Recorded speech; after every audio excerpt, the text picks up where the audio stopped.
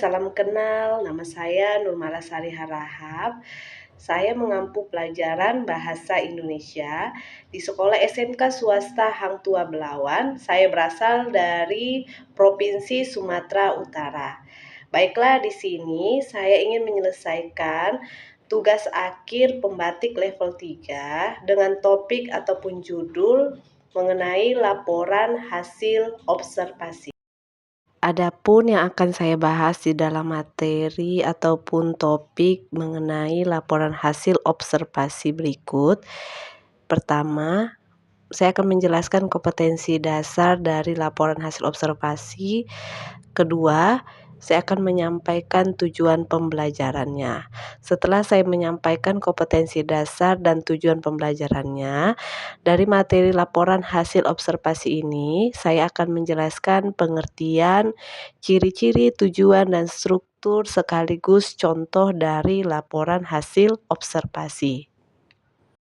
Adapun kompetensi dasar yang digunakan di dalam teks laporan hasil observasi yaitu 3.8 menelaah struktur kebahasaan dan isi teks laporan hasil observasi yang berupa buku pengetahuan yang dibaca atau diperdengarkan. Adapun tujuan pembelajaran di dalam laporan hasil observasi adalah siswa memahami pengertian, ciri-ciri, fungsi, tujuan, dan struktur dari teks laporan hasil observasi. Pengertian laporan hasil observasi adalah berita atau informasi yang dibuat berdasarkan pengamatan. Sedangkan menurut Kosasi tahun 2014 halaman 43 menyatakan bahwa teks laporan hasil observasi mengemukakan fakta-fakta yang diperoleh dari hasil pengamatan, bukan hasil imajinasi. Hal ini menegaskan bahwa yang diungkapkan dalam laporan hasil observasi adalah sesuatu yang terjadi.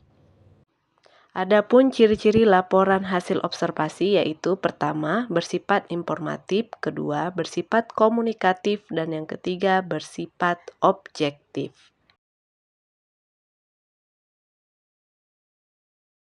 Adapun fungsi laporan hasil observasi adalah untuk memberitahukan atau menjelaskan suatu kegiatan yang dilakukan.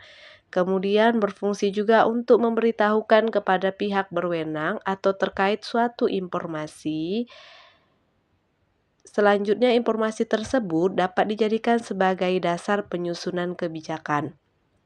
Contohnya adalah teks laporan hasil observasi yang berupa kerusakan lingkungan, dan bisa juga teks laporan hasil observasi yang dapat dijadikan bahan informasi untuk berbagai kepentingan, dan bisa juga teks laporan hasil observasi secara umum berfungsi sebagai alat pendokumentasian suatu objek atau suatu kegiatan yang sedang diamati.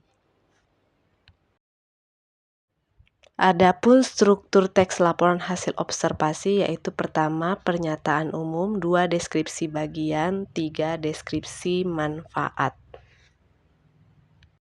Baiklah, di sini yang akan kita lakukan observasinya yaitu terhadap tanaman lidah buaya, di mana sama-sama kita lihat pernyataan umum di dalam observasi tanaman lidah buaya ini masih berupa pembuka, di mana pembukanya itu masih menjelaskan tentang lidah buaya ini disebut sebagai tanaman apa, kemudian berasal dari daerah mana, dan kemudian ada nggak manfaatnya ataupun khasiatnya untuk banyak orang. Kemudian kita lihat bagian strukturnya yang kedua yaitu deskripsi bagian, di mana di bagian deskripsi ini sudah dijelaskanlah bagian-bagian dari tanaman lidah buaya, yaitu dilihat dari berapa tebalnya, kemudian ukurannya, panjangnya, dijelaskanlah di deskripsi bagian. Sedangkan untuk deskripsi manfaat, di sini dijelaskanlah apa manfaat lidah buaya itu bagi masyarakat, ya, di mana lidah buaya ini sangat banyak sekali manfaatnya, yaitu untuk perawatan rambut, perawatan kulit, perawatan luka bakar, dan masih banyak lagi. Dan juga lidah buaya ini menghasilkan dua bahan yaitu getah dan juga gel. Baiklah, terima kasih. Inilah video pembelajaran yang dapat saya sampaikan. Salam dan bahagia untuk kita semuanya.